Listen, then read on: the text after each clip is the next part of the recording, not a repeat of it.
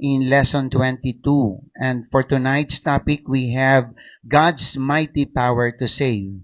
Ano? Kung maalala ninyo sa chapter 21, nakaraan po, yun po yung pag-aresto kay Apostol Pablo. At ating pong winakasan ang ating Bible study last Friday doon po sa gagawing diskurso o mensahe ni Apostol Pablo sa lahat ng mga taong nag-aakusa sa kanya. So, ibig sabihin, binigyan ng pagkakataon si Apostol Pablo to share the message or to, of course, to share also his testimony. So, in Acts 21, maliwanag po mga kapatid na hinuli si Apostol Pablo at inaakusahan nga po siya ng kanyang pangangaral na iba doon po sa pananampalataya ng Judaismo. At galit na galit ang tao po. Kasi ang relihiyon po talaga sa totoo lamang po. Iba po yan ang faith Nilalaban po yan ng, actually sa history, patayan po kahit spiritual Di ba? Kaya nga dito, pag tiningnan po ninyo, yung KOJC, alam nyo naman po yon. Kahit alam natin na may kaso ang kanilang leader, pero grabe po ang kanilang pagpupursige, di po ba, na talagang protektahan pa rin. So makikita po natin na parang sa history ng church, nangyayari po yung ganong mga bagay. Ang iba lamang po dito talaga ay malinaw na walang nilalabag po ang leader na si Apostol Pablo. Doon po sa anumang masasabi nating batas sa kapwa-tao, at maging po doon mga kapatid sa kalooban mismo ng Panginoong Hesukristo, sa bagong tipan. Now, sa chapter 22 po ngayon, ating pong pag-aaralan, Apostle Paul was given a chance by the Roman official to defend himself. So, ngayong gabi, pag-aralan po natin ano yung laman ng mensahe ni Apostol Pablo. Ano po yung kanyang testimonyo or testimony? Ngayon po, makikita natin yung summary ng kanya pong pahayag. At ito po, mga kapatid, ay makikita natin na nahati po sa tatlo. His address or his message falls into 3 parts. Number 1, his life before his conversion. Hallelujah. Yung buhay niya bago po siya tinawag ng Panginoong Hesukristo. Pangalawa, yung kanyang experience doon po sa pagkatawag sa kanya ng Panginoon. Yung experience niya sa kanyang conversion. Siguro bawat isa po sa atin, naaalala pa kung ano po yung naging daan para makilala natin ang ating Panginoon. Di po ba mga kapatid? Pag ating pong na-refresh po sa isipan po natin, makikita po natin doon ang kabutihan ng Diyos. And number 3, His commission to preach the gospel to all men. Kasama po tayo actually dyan, including the Gentiles. Maliwanag po yan, at yung hentil po na yon, yung salitang Gentiles, actually, dyan galit na galit ang mga Hudyo. Kaya tama po mga kapatid yung paliwanag ni Apostol Pablo. Sabi niya, dahil sa inyong makatigasan ng puso, ang biyaya ng Panginoon ay naibaling sa mga hintil. Tama po yun. Kasi parang sa sobrang pagmamalaki nila, parang sabi ng Panginoon, hindi na maganda ang mga buhay ninyo, ang mga puso ninyo sa harapan sa harapan ko, sabi ng Panginoon. Kaya, yung testimony ni Paul ay may itinuturo pong magandang mensahe patungkol po sa kaligtasan. Para ang sinasabi ni Apostol Pablo dito, kahit ako'y dating makasalanan, but God has this mighty power to save my life. Kahit gaano kasama ng tao, kayang iligtas siya ng Diyos. Hallelujah. Purihin ang ating Panginoon. Now, mga kapatid, Paul's testimony teaches us that being passionately religious does not reconcile us to God. Kahit relihiyoso ang isang tao, Kahit sabihin pa natin, mga kapatid, ilan ang rosaryo po na nasa liig po niyan. Kahit lagi po yang pumupunta sa simbahan. Pag wala po ang tunay na daan tungo sa kaligtasan, walang halaga ang relihiyon. Hallelujah. Sapagkat hindi ang relihiyon ang makakapagpanumbalik sa tao, sa Diyos. Hindi po, mga kapatid. Hallelujah. Doon po sa testimony ni Paul, ay nabanggit niya that from his youth, Paul had been zealous for God. Ibig sabihin ng zealous, mga kapatid, ito po yung passionate, yung sobrang init ng paglilingkod. Sabi ni Apostle Paul in the book of Acts, chapter 22, verse 3, then Paul said, I am a Jew. Ito na po yung laman ng kanyang message. Actually, tumigil lahat ng mga tao na magsalita si Apostle Pablo. Tumigil lahat po sila, mga minamahal. Sabi ni Paul, I am a Jew, born in Tarsus, a city in Cilicia. And I was brought up and educated here in Jerusalem under Gamaliel. Si Gamaliel po, mga kapatid, napakakilalang rabbi or teacher, mga kapatid.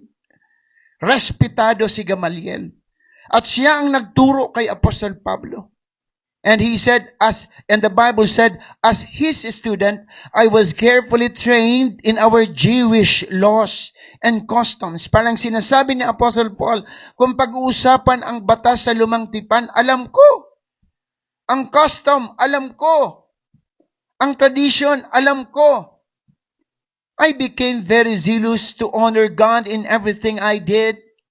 Just like all of you today.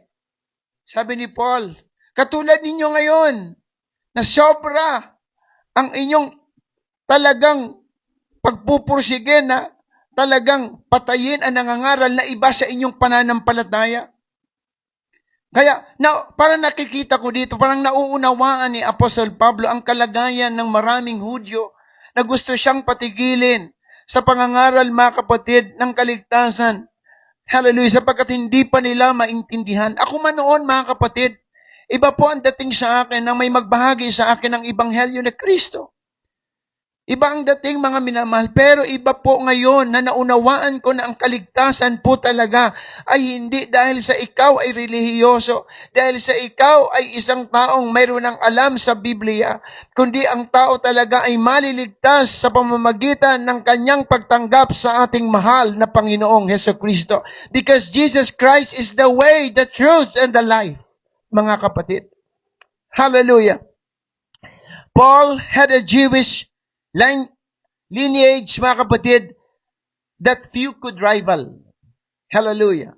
Kung makikita natin, talagang si Apostle Pablo, mga minamahal, ay mayroong pong dugo na Hudyo.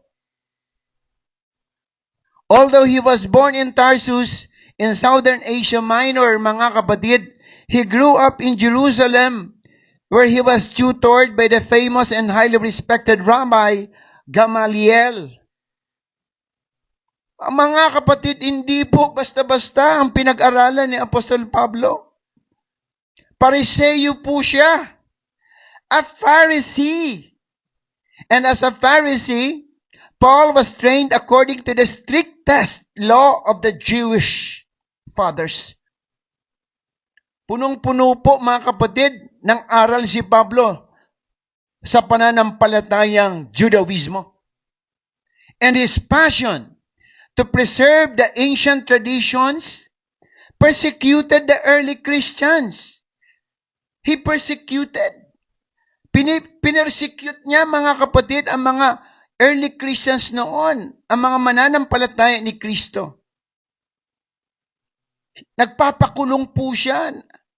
Hindi lamang ng mga lalaki, kundi kahit ng mga babae, ang sabi ng Bible. Parang nakita ko doon, sobra po. Parang walang puso si Apostol Pablo pag binasa niyo po yung kanya pong participation doon po sa pagpapahirap sa mga Kristiyano noon. Actually, di po ba? Mayroon po siya, mga kapatid, parte doon sa kamatayan ni Stephen. Gusto niyang ipakulong, ipapatay ang mga Kristiyano noon dahil sa akala niyang masama ang ipinangangaral ng mga taong lingkod ni Kristo. Hindi lamang mga kapatid doon sa Jerusalem, kundi kahit yung mga Kristiyano sa Damascus, gusto niyang puntahan. Siguro alam niyo naman po yung story niya, napag-aralan na natin kung bakit po siya ay pumunta ng Damascus dahil ang kanyang purpose ay hulihin ang mga Kristiyano, ipakulong. Pero iba po ang plano ng Diyos, because on his way to Damascus, para hulihin o ipakulong ang mga Kristiyano doon, may pangyayari na kailanman ay hindi niya malilimutan. Isang pangyayari na naging daan upang kanyang makilala ng lubusan ang Panginoong Yesus na ipinapangaral ng mga unang Kristiyano noon, na kanyang inuusig. Hallelujah. Kaya mga kapatid, sabi ng Bible, God struck him. God struck him down, with a blinding light from heaven. Talaga pong, siya po mga kapatid ay nahulog sa kanyang sinasakyan. Hallelujah. At siya po mga kapatid ay nakakita ng malaking liwanag. Napakaliwanag. Kaya kung titingnan po natin mga minamahal, napakahalaga na atin po mga kapatid makilala si Kristo ng lubusan. Sapagkat magkakaroon po ng pagbabago ang ating pananaw sa kaligtasan. Akala ni Apostol Pablo, mga kapatid, na sila ang tama. Pero hindi niya nauunawaan na itong Kristo po na ito na nagkatawang tao, ito na yung tagapagligtas. Ito na po yung magliligtas ng kanyang buhay. Hindi na ayon po sa kautusan ni Moises. Hallelujah. Kaya yung sobra niyang pagdidefend, mga kapatid, doon po sa Jewish people, dahil ang akala niya, mga kapatid, yun na ang tama, dahil yun ang kanyang kinagisnan. Hindi niya pa nauunawaan ang bagong tipan, mga minamahal, dahil doon sa kanyang passion po na yun, masama ang kanyang kalooban, galit na galit siya sa mga mananampalataya, mga kapatid. Pero may paraan ng Diyos para ang tao ay magkaroon ng pagbabago. May paraan ng Panginoon sapagkat siya po ang tagapagligtas, mga kapatid. He is the Messiah. Hallelujah. Kaya kung makikita natin doon po sa encounter ni Apostol Pablo sa ating mahal na Panginoong Jesucristo, doon niya nakilala ng lubusan ng ating Diyos na buhay. Hallelujah. Kaya nga, kung makikita natin, pag relihiyon ang pinag-usapan, di po ba may violence din sa history? Yung the Crusades, the Inquisition, the Muslim wars to conquer North Africa. Napag-aralan natin ito, mga kapatid. Hallelujah. The Islamic terrorism. Faith din nila yun, mga kapatid. Hallelujah. Yan po, mga minamahal, dahil sa religious zeal. Zeal, doon po sa kanilang talagang pagnanais na i-defend ang kanilang pananampalataya. Pero yung testimony ni Apostle Pablo, mga kapatid, is very clear. Hallelujah. Wala po siyang ibang ipinapaglaban po dito, kundi ang kaligtasan mula sa Panginoong Jesucristo, sapagkat ito ang kanyang patotoo na dati siyang masamang tao at binago ni Kristo. Yun po actually ang kanyang proposition, mga kapatid. Ito yung laman ng kanyang mensahe, mga minamahal. Yes, you can be religious for God and actually be fighting against Christ. Sapagkat nangyari po yan kay Apostol Pablo. Akala niya relihiyoso siya. Hallelujah. All of the religious zeal in the world will not reconcile a soul to God. Di po ba? Usually, as in the case of Paul and these Jews, our religious zeal is just a cover-up for our pride and prejudice, which are sin. Minsan, ang relihiyon, ang ginagawa lang natin na parang pang-front para sabihin lang ng tao na siya'y maka-Diyos. Pero it's not religion. Sapagkat mga kapatid, hallelujah, napakaraming relihiyon. Pero isa lamang po ang tagapagligtas at ang kanyang pangalan ay Jesus Christ. Palakpakan po natin ang ating Panginoon. No amount of religious passion or zeal can atone for sin.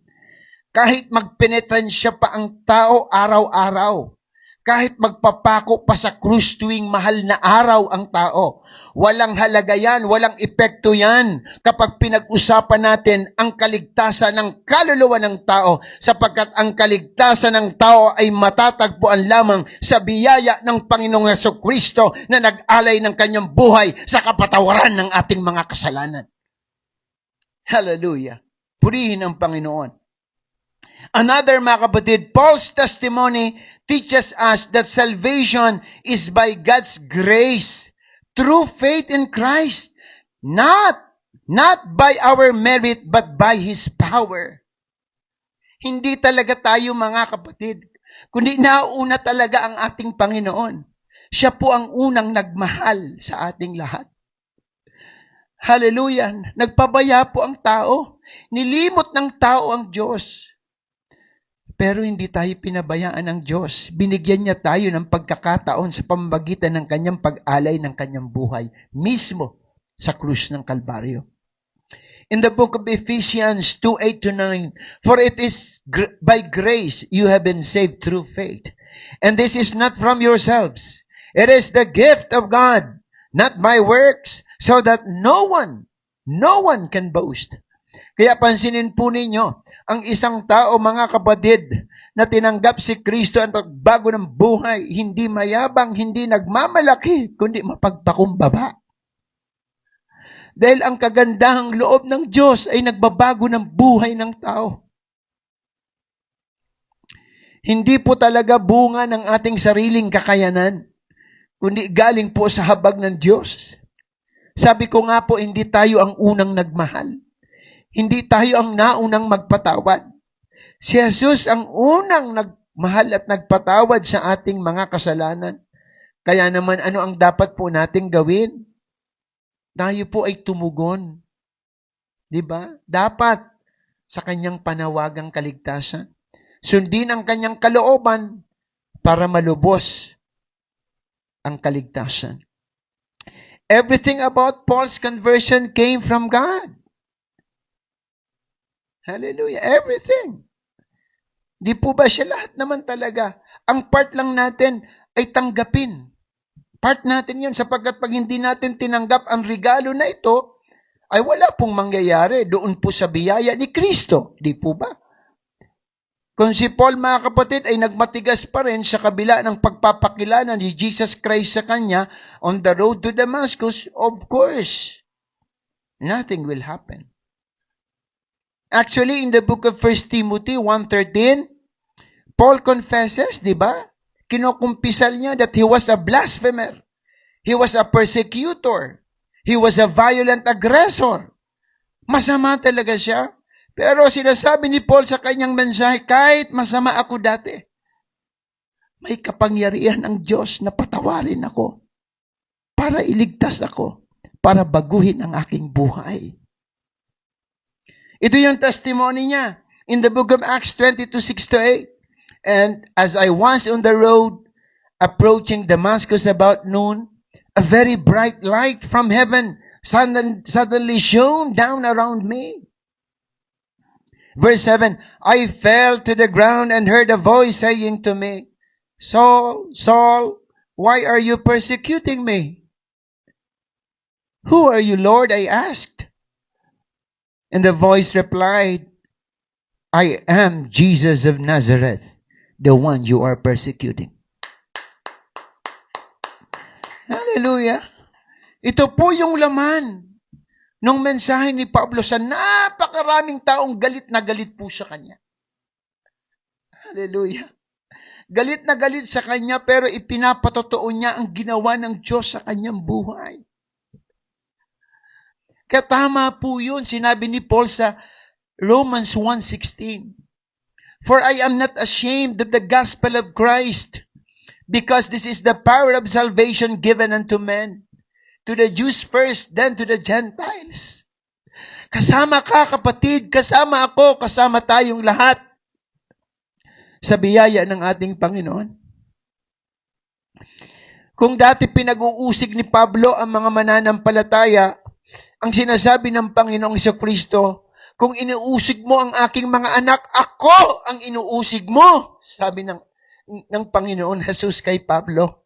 And for me, sa akin lang, parang Saul deserved God's judgment because of his actions. Dapat lang siyang parusahan. Pero mga kapatid, nakita ko talaga nauna yung awa ng Panginoon. May purpose kasi ang Lord kay Pablo. Hallelujah. Di ba? Kung titingnan mo, masama ang ginawa ni Pablo. Sipin mo, sabihin ni Jesus Christ, I am Jesus Christ, the one you are persecuting. Parang pag tinignan mo, pag tayo po palang mga mananampalataya, may mga tao na parang pinagtatangkaan tayo, pinagsasabihan tayo ng masama, minamaliit po tayo. Mga kapatid, ang ating Panginoong Hesus pala ang kinakalaban nila. Praise God. Hallelujah. Oh, Jesus Christ. Purihin ang Panginoon. Kaya tama, mga kapatid, ang sabi ng Bible. Hallelujah. Greater is the Lord who is in me than he who is in the world. Tama. Purihin ang Panginoon. So, Jesus is very clear, chose Paul to serve him. Kaya, ikaw na tinawag ng Panginoon, may purpose ang Lord sa buhay mo. Ako, may purpose ang Lord sa buhay ko kung bakit ako tinawag ng Panginoon. In Galatians 1:15-16, but even before I was born, God chose me and called me by His marvelous grace. Lahat naman ng tao, mga kapatid, gusto ng Lord na paglabas pala natin sa sinapupunan ng Panginoon ay tawagin na. Sapagkat ayaw ng Diyos na ang lahat ay mapahama. Di po ba? Kung tutusin, generally speaking, then it pleased Him to reveal His Son to me so that I would proclaim the good news about Jesus to the Gentiles. Maliwanag po, mga kapatid, kaya tama yung sinasabi na si Apostle Paul talaga ang ginawang missionary ng Panginoong Jesucristo sa mga hentil. Marahil, gusto lang ni Apostle Pablo, mga kapatid, na mangaral sa mga Hudyo that time, pero may iba pa palang purpose ang Lord. Di po ba? Kaya siya po ang pumunta sa Asia Minor, pumunta sa Macedonia, pumunta sa Europa, pumunta sa Roma, mga kapatid. Siya. Kaya nga, mga minamahal, yung kanyang sarili ay natakpan po yun nung siya po ay binulag ng Panginoon. Binulag siya ng Diyos. Dahil ayaw ng Panginoon na makita niya pa rin ang mga dati niyang pagkatao, ng pagiging niyang proud, ang pagiging niyang persecutor. Ayaw ng Lord na makita niya na yon. Ang gusto ng Panginoon ay makita niya na ang biyaya at habag ng Panginoong Jesucristo. Hallelujah. Kaya kahit ang isang tao, mga kapatid, nakagawa ng sobrang kasalanan, itong mensahe na ito ni Apostol Pablo, mga kapatid, ay napakalaki pong lesson para makita po natin na ang Diyos ay wala pong pinipili. Ang kailangan lang na tao ay tanggapin si Kristo bilang Panginoon at sariling tagapagligtas ng kanyang buhay. So, purihin po ang Panginoon, maliwanag po that Paul's testimony teaches us that being fervently religious, does not reconcile us to God. Rather, salvation is totally by God's grace and power and by our obedience to Him. Halaga pong napakahalagang malaman ito ng mga tao. Galing po sa Diyos ang kaligtasan. Hallelujah. Biyaya nga, pero dapat din natin siyang sundin. Dapat natin sundin ang kanyang kalooban. Okay, another message mga kapatid, ni Apostle Pablo is this. Paul's testimony teaches us that through humility, God extends His mercy towards us. Kung makikita natin, tinuturo din dito ang pagpapakumbaba. Again, mga kapatid, uulitin ko lamang, as a Pharisee, Paul was proud of his spiritual sight from the Old Testament laws. Di po ba? Kaya nga ang mga Hudyo, masasabi nating nagmamalaki dahil sila po ang binigyan ng batas eh. Parang alam namin ang batas. Pero ang nakakalungkot lang, alam nila ang batas pero kapos sila. Kulang sila. Hindi nga sila nakaabot sa kaluwalhatian ng Diyos. Because all have sinned and fall short to the glory of God.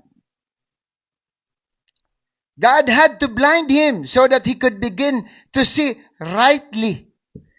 Dapat, sabi ng Panginoon, hindi mo na makita yung dati mong pagkatao. Kaya sabi ni Apostle Pablo, hallelujah, ang tanging hangarin ko ngayon ay ang makilala ko si Jesus ng lubusan. Philippians chapter 3, verse 10. Yan, napakaganda po mga kapatid nang nangyari kay Apostle Pablo na dating masamang tao, mga kapatid, galit na galit sa mga mananampalataya. Ngayon, kasama na siya doon sa pinipersecute ng maraming tao dahil sa kanyang pananampalataya kay Kristo. A humble submission to God is a mark of true conversion. Mga kapatid, pag ang tao talaga ay natututo na magpakumbaba, isa po yan sa napakagandang marka ng kaligtasan, ng pagbabago sa buhay ng isang tao. Alam po ninyo, hindi na isang Pariseyo ang tawag kay Pablo, kundi isa ng alipin ni Kristo. Ano? A bond servant of Christ. Alipin ni Kristo.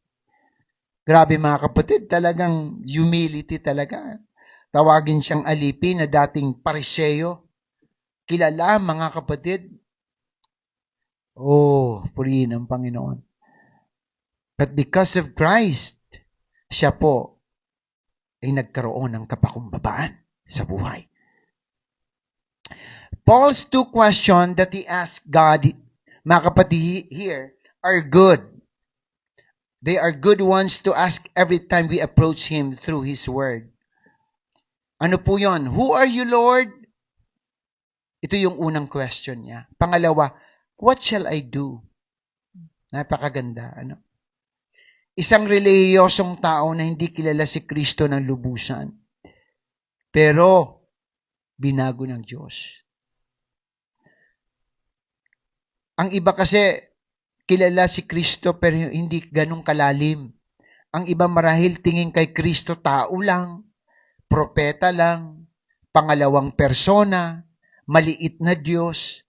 Subalit kung tatanungin natin si Apostol Pablo, siya po ay Diyos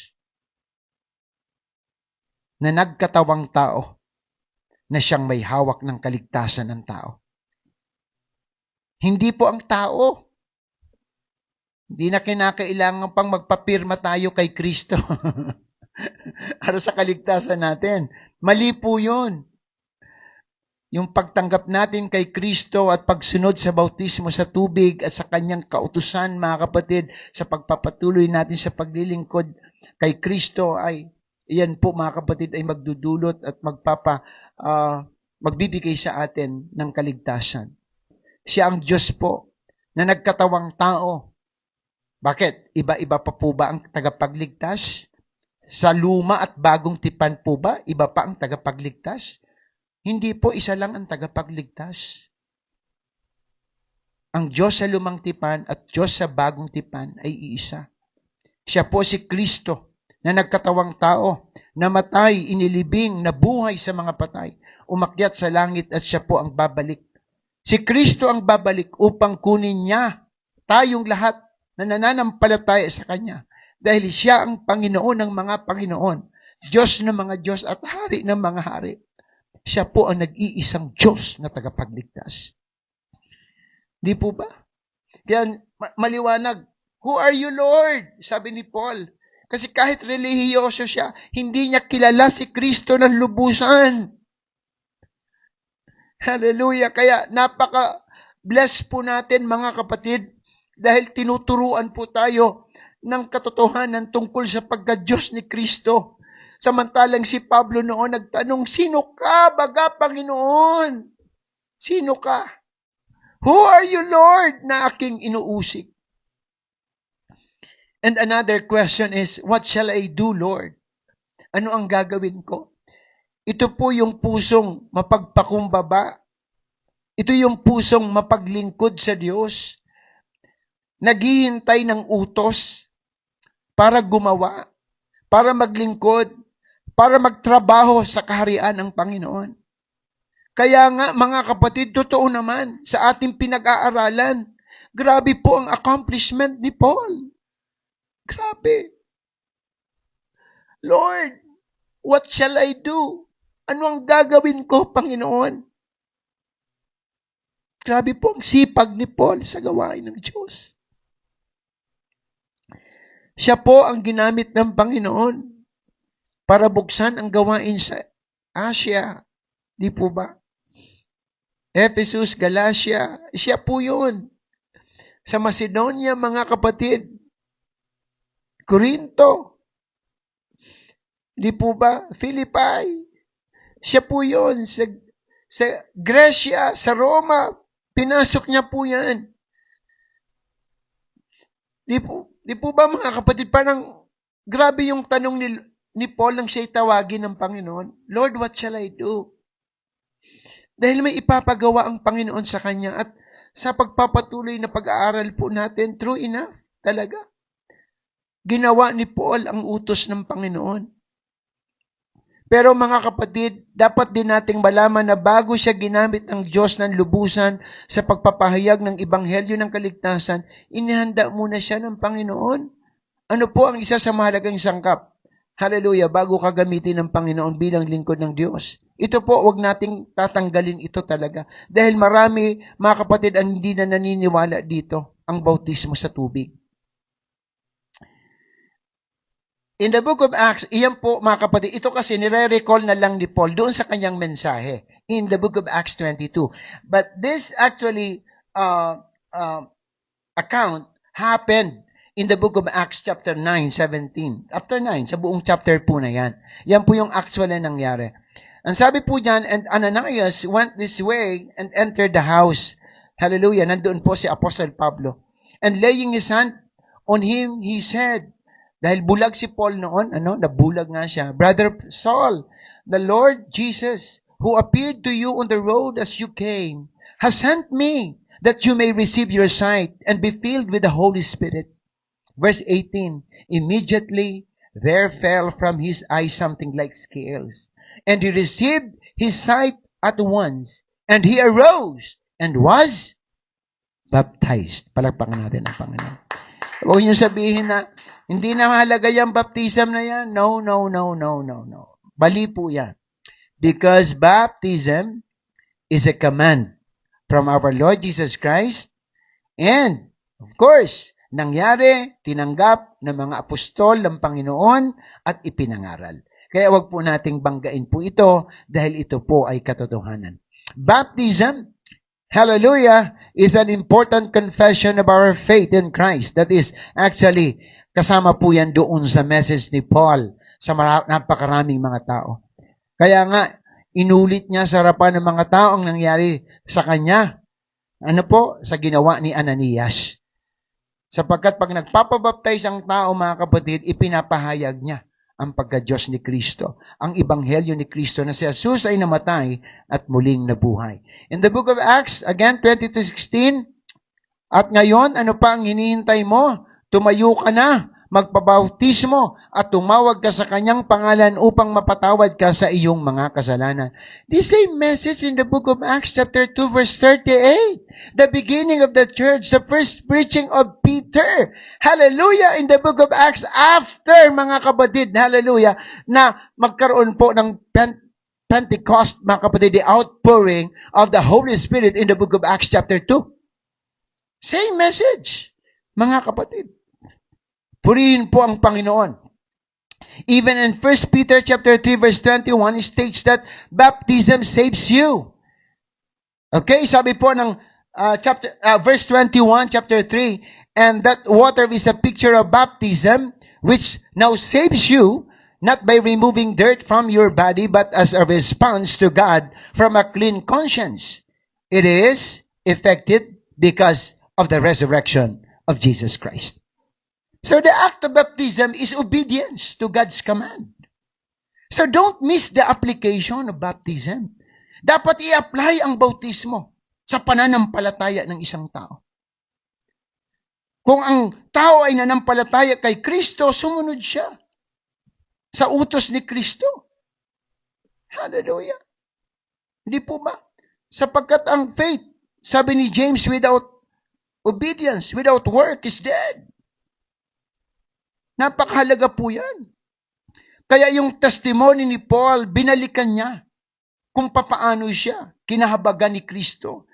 Nakita niya doon ang kapangyarihan ng Diyos sa kaligtasan ng tao. At nabanggit niya sa muli ang bautismo. Kaya mga kapatid, sinasabi ko po ito dahil kabilang tayo sa church. At gusto nating mapatunayan ang ating pananampalataya ay tama. Para sa pagtunog ng trompeta, sama-sama po tayo. Nakasama ang ating mahal na Panginoong Jesucristo. Parapakan po natin ang Panginoon. God bless you mga kapatid. Hallelujah. And another mga kapatid message is this. Paul's testimony teaches us that God saves us for His purpose, not ours. Kung makikita natin, hindi natin sariling agenda ito, mga kapatid. Ito yung gusto ng Lord na mangyari kay Paul. Kaya ang kanyang pagsunod, mga kapatid, ay bunga rin ng kanyang tamang pananampalataya. Kaya sabi mga minamahal sa book of Acts chapter 22 verse 10, all that has been appointed for you to do. All that has been appointed for you to do. Mayroon talagang appointed. Mayroon talaga mga kapatid na ginawa mga minamahal ang Panginoon na parang appointment kung ano ang dapat gawin ni Apostle Paul. In the book of Acts 22, mga minamahal, 14 to 15, the God of our fathers has appointed you to know His will and to see the righteous one and to hear an utterance from His mouth.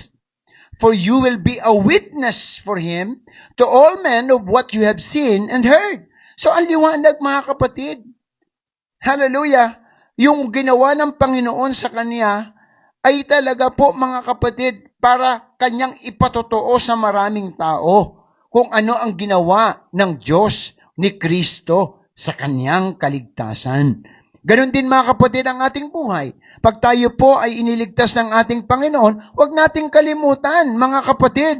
Hallelujah, sapagkat yan ang testimony po natin na tayo po ay kinahabagan ng Panginoon at hindi lamang po yan, may purpose ang Lord kung bakit tayo tinawag upang ating magampanan po ito hanggang sa Kanyang pagbabalik. That is why don't stop serving the Lord Jesus Christ. Hallelujah, hindi lamang po sa bibig ang pagiging Kristiyano. Dapat sa paglilingkod, makita sa ating mga buhay. So, there are two words here, mga kapatid, na dapat nating makita. Una yung appointed, which means chosen or selected. Mga kapatid, pinili siya ng Diyos. Ikaw, pinili ka ng Panginoon kung bakit nasa church ka. Tayong lahat, mga kapatid, pinili tayo ng Panginoon for a purpose. Kung mayroon man tayong mga problema sa ngayon, mga kapatid, bahagi po yan ng ating pong patuloy na paglilingkod sa Panginoon sapagkat minsan ang mga problema po ay nagigiring kasangkapan ng Diyos upang patuloy pong mapatunayan ang ating pong pagmamahal sa Kanya. Tingnan nyo naman mga kapatid ang nangyari kay Apostol Pablo. Halos mamatay po siya dahil sa ebanghelyo ng Diyos. Pero mga kapatid, he did not give up.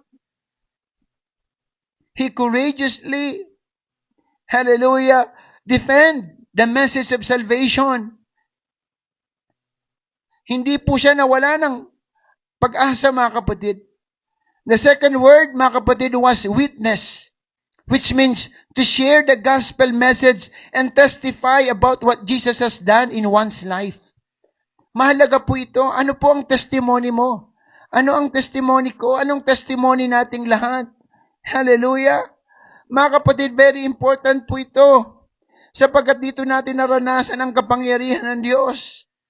Yung mayroon kang sakit, pinagaling ka ng Panginoon. Isa po yun sa kapangyarihan ng Diyos upang malaman mo na may Diyos na nagliligtas ng isang tao. Kung dati kang makasalanan, anumang kasalanan na nagawa mo sa buhay, binago ka ng Diyos, testimony po yan, lasinggero ka, sugarol, nakapatay ka ng tao, hallelujah. Ano man yan mga kapatid, God has the power to save people. Yun po ang Diyos. Naparito siya sa lupa upang iligtas ang tao. Kaya po napakabuti ng Panginoon. Kaya ang gusto lang ng Diyos, mga kapatid, gamitin tayo, katulad ni Apostol Pablo. Yung ginawa ng Diyos sa akin, ay dapat, mga kapatid, ipagsabi ko. Dapat ipatotoo ko. Dapat mag-share ako ng Ebanghelyo. Dapat mag-invite ako ng kaklase ko. Dapat mag-invite ako ng katrabaho ko.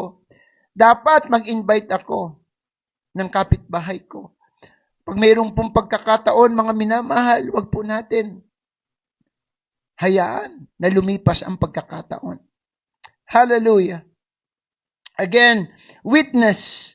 It means to share the gospel message and testify about what Jesus has done in one's life. Hallelujah. So in Romans chapter 1:16, sabi ni Apostle Pablo, "For I am not ashamed of this good news about Christ. It is the power of God at work, saving everyone who believes, the Jew first and also the Gentile." Kasama tayo doon, mga kapatid. Kung hindi natin ikinahiya ang magandang balita ng ating Panginoon, magpapatuloy po tayo sa paglilingkod. Magpapatuloy tayo sa pagbabahagi ng kaligtasan ng Panginoon. Mag-i-invite tayo ng kaluluwa. Hallelujah. Sapagkat yan ang kalooban ng Diyos. Kaya ito po, mga kapatid, mensahe ni Apostol Pablo in the book of Acts chapter 22 ay napakalaking pribilehiyo na ibinigay po sa kanya ng Roman official para maipahayag niya kung ano ang ginawa sa kanya ng Panginoon. Dating masama, ngayon, bago na. And in my conclusion, in the New Testament, the Apostle Paul's dramatic conversion on the road to Damascus is another powerful example of God's ability to save even the most sinner individuals.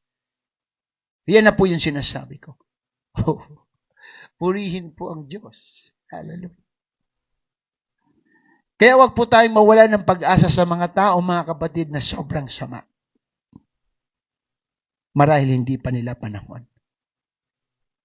So, do you have a testimony of how God's mighty power has saved you?